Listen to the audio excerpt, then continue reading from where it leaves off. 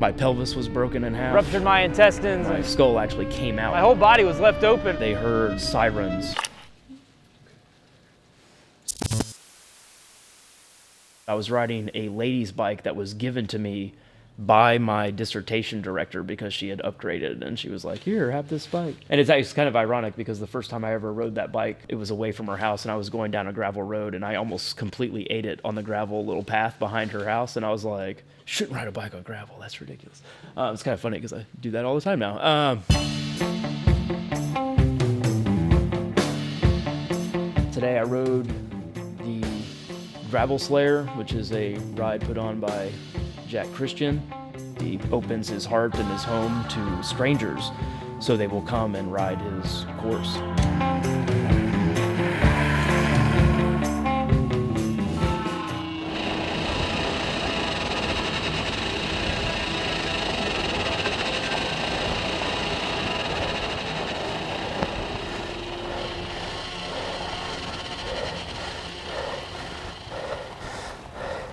I don't know, I think maybe I have it easier than most people because I don't really care about winning or going real fast. I just want to finish the ride.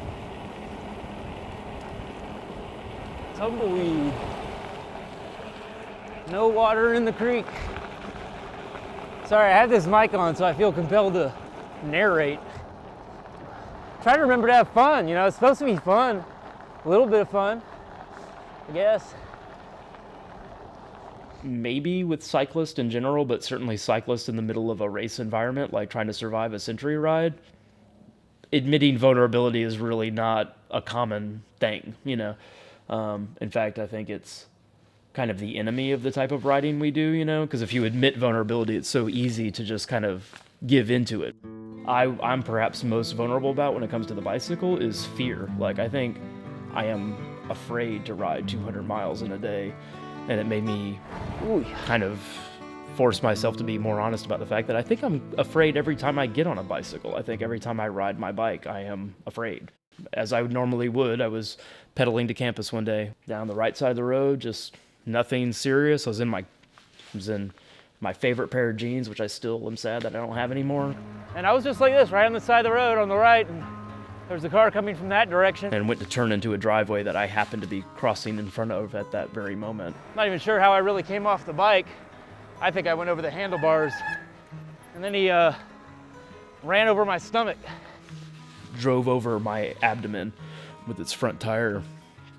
There was a break in my skull from the top of my eye socket down to the top of my lip. If you had to guess, was that this person was in Braveheart and it had a battle axe buried in the front of their head. That's what it looked like. There was a break all the way, like right down here, and broke the skin and down the whole side of my face. And I just remember being like, oh shit. I just remember being really scared. Then there was the damage from the car running over me. I had 4 fractured vertebrae, which had to be reset with 3 large titanium screws. I woke up 2 weeks later. Last memory of that day really is walking out of the door with my bike and my bike helmet on and my bag. And they were sitting on the couch right by the window reading. She actually said that they heard sirens for over an hour and a half, like, and they didn't know what was going on. They could tell they were very close. She found out, unfortunately, hours after the event. I got hit at probably 11 a.m. and I don't think the Stillwater police took the trouble to contact her until almost 3 p.m. She actually said that they heard sirens for over an hour and a half, like, and they didn't know what was going on. They could tell they were very close, but she was like, I was actually listening to the sirens of the ambulances and the police officers responding to your accident, but I didn't know it was you.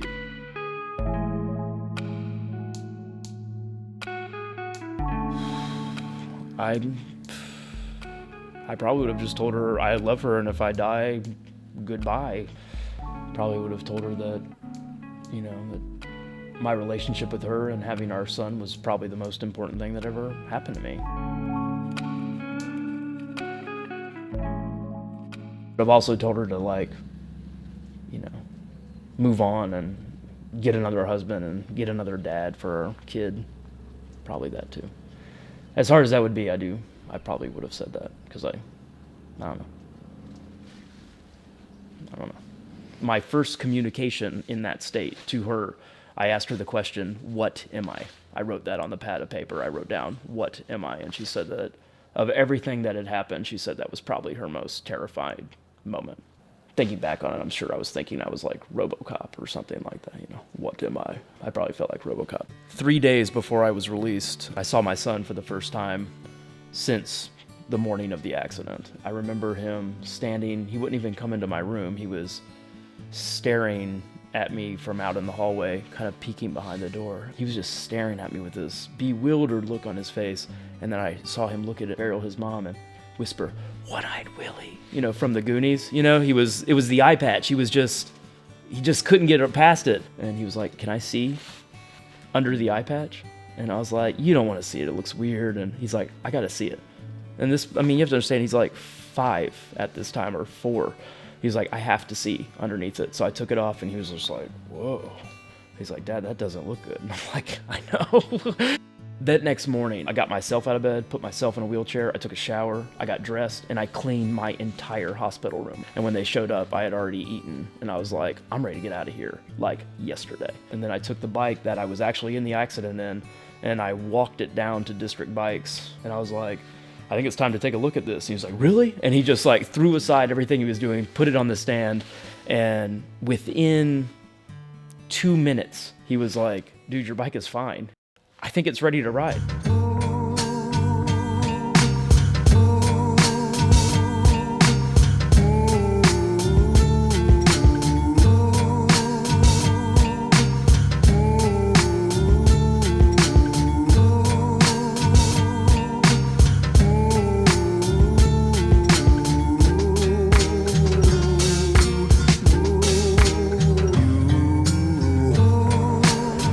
That sounds insane. Not only do people ride their bikes on gravel, but they do it for 50 miles or 100 miles or 200 miles, which is this, you know, famous race hosted by the city of Emporia. And that's why things like the Dirty Kanza are so important. And this year I'm gonna try to ride it. All right. I think I need another beer.